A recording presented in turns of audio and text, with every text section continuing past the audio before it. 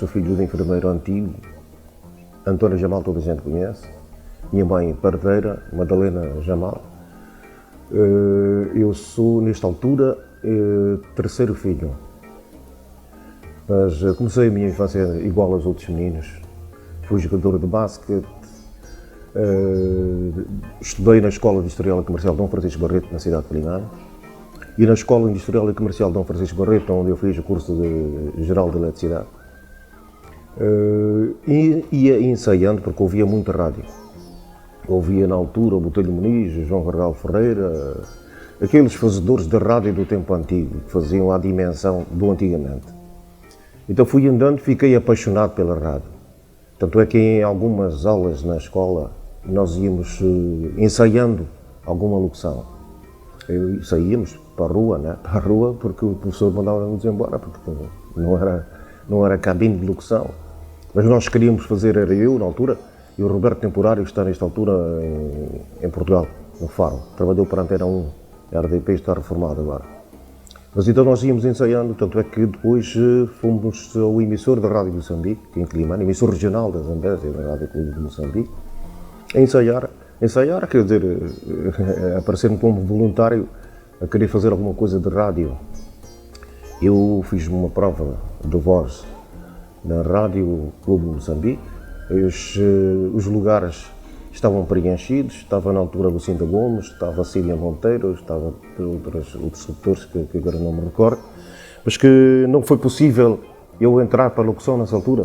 Então embarquei para a técnica, para perceber bem como é que as coisas evoluíam, como é que a voz de locutores chega à rádio, ao receptor. Então fiz técnica, o operador da rádio.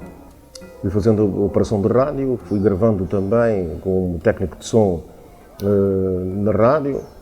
E depois, no ano de 1976, sou incorporado para os quadros da Rádio Clube de Moçambique, na altura.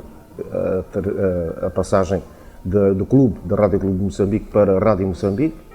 Sou transferido para Nampula, no ano de 1976. Em Nampula eu já fazia locução, fazia técnica. Nesta altura o delegado da rádio era o Sr. Carlos Costa, está em Portugal neste momento.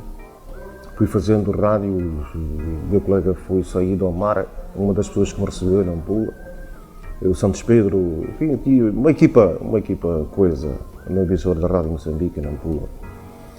Depois, 1980, aliás, antes disso, fiquei incorporado numa equipa de formação de quadros do Rovuma a Maputo.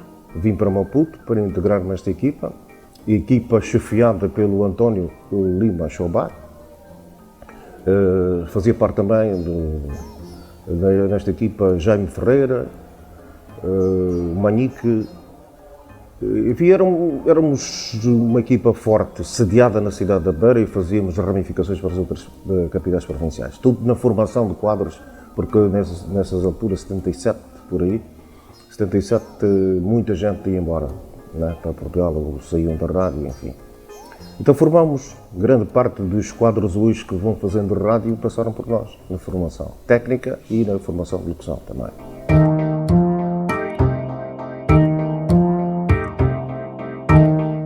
Recordações do ano de 1976, era de facto muito complicado, porque muita gente não percebia bem esta mudança dos portugueses para os moçambicanos, se entendermos assim.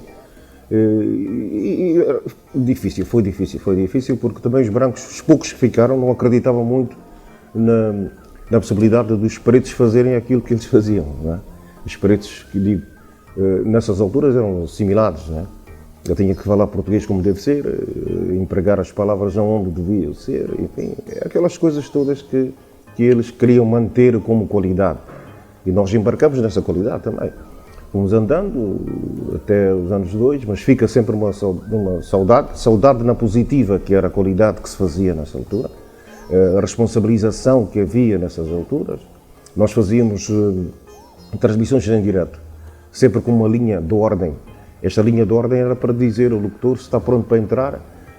Então, onde estivesse o repórter, a cabine sabia, o locutor da cabine sabia aonde chamar ou como chamar. Não é? Contrariamente ao que acontece muitas vezes aqui, olha, vamos entrar em tal contacto com o fulano de tal, mas que depois já, de repente, perdemos o contacto. Perdeu o contacto onde nunca teve o contacto com o repórter. Portanto, haviam coisas bonitas, também outras coisas que era a discriminação, coisa complicada. Porquê que este preto está aqui a fazer? Não está escalado e porquê que veio cá?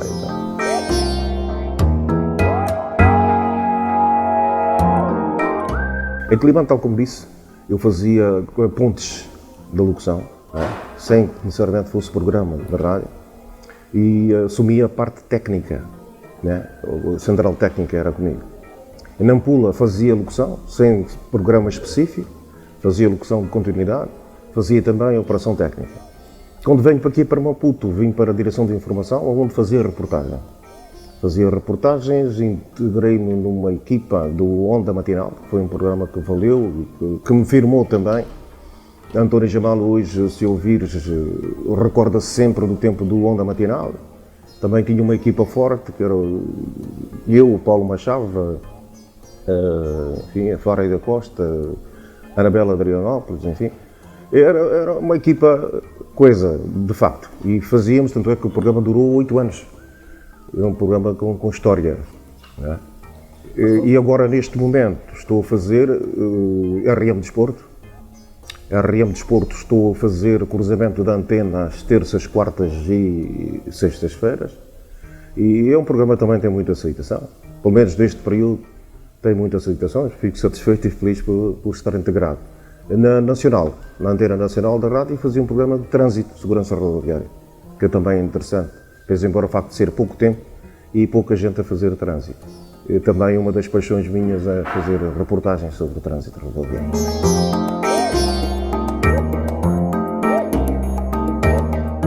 Normalmente nós encontrávamos na rua, porque saíamos com o carro de estúdio e tudo aquilo que era assunto, nós estávamos lá. Mas também por causa de garotice e carolice, nós éramos ainda mais novos. Hoje em dia, se calhar não faria esse tipo de reportagens, com mais cuidado, não é? Isso, a idade também ajuda muito a pensar. Nós entrávamos aí para bairros complicadíssimos, de criminalidade, a zona de Chamacula era uma delas, enfim, e andávamos em cima de tudo aquilo que era assunto e que era novidade nessas alturas. Tanto é que o Onda Matinal ficou na história, porque realmente era um programa de intervenção.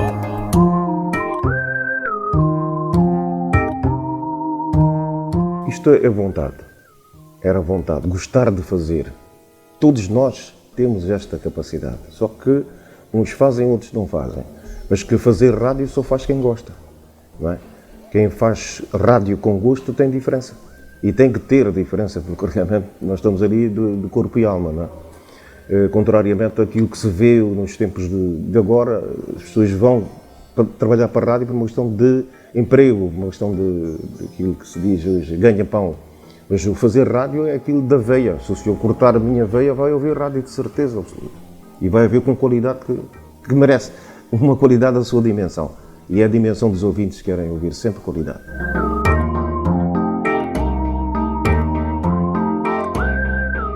Voz toda a gente tem. Tudo aquilo que nasce, tudo aquilo que é vivo tem voz. A sério, toda a gente tem voz. Agora, uns têm boa voz, outros têm uma voz, quer dizer, a voz rouca. Também serve para a utilização em determinados programas, programa noturno, programa, enfim, de encontro com os ouvintes. Há sempre voz adequada para qualquer ouvinte. Agora é preciso saber enquadrar a voz. Há muita gente que pensa que, bom, este tem boa voz por causa do equipamento. Nós já trabalhamos no tempo em que o microfone era o microfone dos anos do diabo, mas que fazíamos exatamente com a mesma qualidade. Com a mesma qualidade, a questão é de gostar e saber enquadrar a voz. Mas não.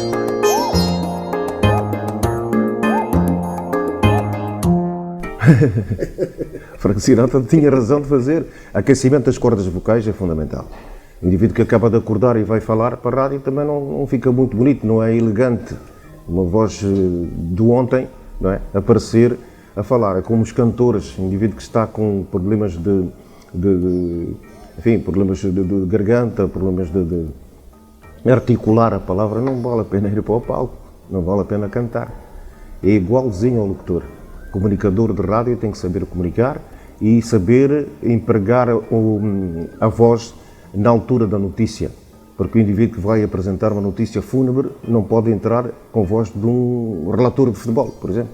Não é? Então tem que saber falar à dimensão do momento, do assunto. E isto tem treinamento, tem sentimento, porque o comunicador de rádio também é um homem de sentimento.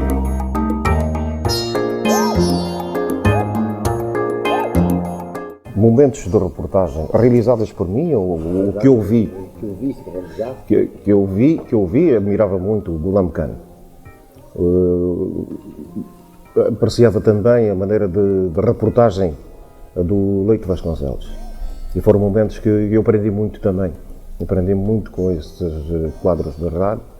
E depois outro foi o João de Sousa, com a rapidez que ele relatava os jogos de futebol, na Produções Golo, e quando fazia também programas de recreação, que era o Bom Diazinho, guiando e ouvindo música, enfim, esses programas todos.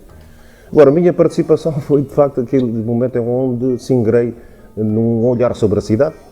Era um programa de cabine, programa onde participavam vários ouvintes, onde também resolvi vários problemas de quem, enfim, apresentava os problemas telefonicamente. E fiz um programa que eram 4 horas de rádio, transmitida também pela televisão, isto na RTK, e são histórias da minha trajetória que marcaram bastante, porque eu senti-me útil. Não é? Aqui agora, neste momento, está a marcar sempre o RM Desporto. E se reparou, muita gente chegou aqui, estamos a ligar a rádio, não estamos a ouvir. O que é que se passa? Hoje não estou de serviço. Mas sinceramente que são coisas que marcam quando a gente faz com gosto e quando nós temos feedback, quando há pessoas que vêm-nos abordar e vêm-nos comunicar, que gostaram do programa.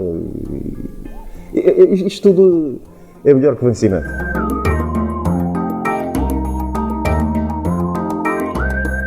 Não me recordo de ter encontrado dificuldade nenhuma de entrevistar qualquer que fosse a pessoa. Se calhar tenha receio nesta conversa que estou a ser entrevistado. E esta parte de ser entrevistado é que é um bocado mais complicado, mas entrevistar nunca tive, sinceramente nunca tive.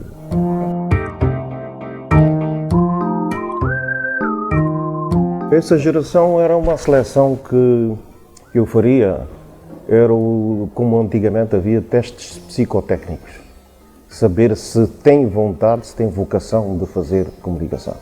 Isto era a primeira parte que fazia. E depois, comunicador de rádio não pode cair na graça. Aliás, comunicador de rádio tem que cair na graça do ouvinte, nunca ser engraçado. Não é? Por exemplo, o indivíduo que é comunicador de rádio está a tocar uma música, de repente quer falar em cima da música. Antes da música acabar, ele quer falar aquilo que ele acha conveniente e está a incomodar o ouvinte.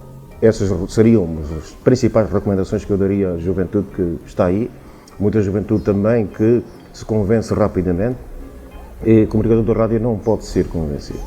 Tal como disse, não pode ser engraçado. Ele tem que cair na graça de quem escuta. E há muitas boas vozes que estão aí nas rádios FM, mas o problema é convencerem-se bastante cedo. E nesta caminhada de comunicação há muito trilho para prosseguir. E só se segue quando se é humilde, quando se quer aprender. Mas isto passa pelo teste psicotécnico, saber, amigo, você quer ser comunicador, porquê? Porquê? Não é? Você escolheu esta profissão. Ele vai dizer, porque quer ser melhor que o fulano, cicrano, beltrano. Isto depende dele. A partir daí já se avalia quem é este futuro quadro de rádio que vai dar cartas futuramente.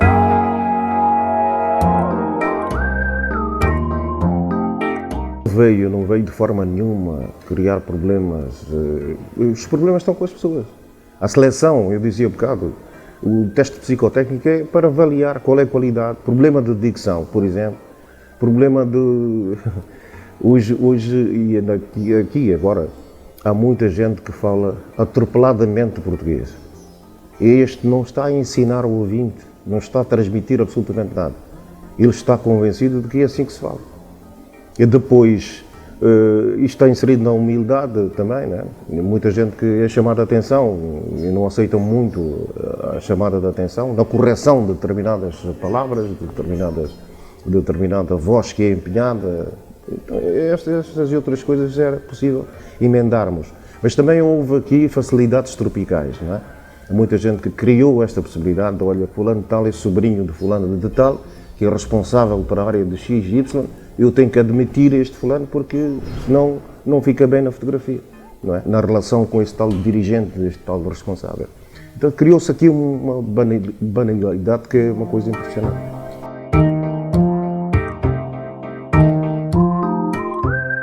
Leituras ajudam muito o comunicador de rádio. Aliás, que o comunicador de rádio deve saber ler alto, saber ler alto para articular melhor as palavras que ele está a ler. E depois aquilo que ele lê tem que ter qualidade, porque se ele lê abrasileirado e transfere aquilo que leu abrasileirado ou aquilo que falar do brasileiro, não se vai dar bem na comunicação atual.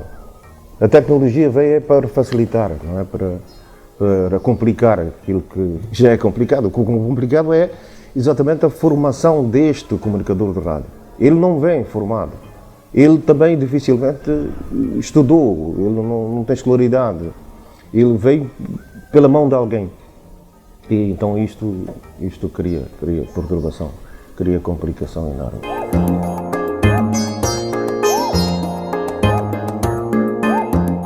Levaria o microfone e o emissor para transmitir aquilo que acontece onde eu estivesse. Não é? Onde eu estivesse, ia reportar, ia dizer aquilo que eu estou a viver, onde estivesse.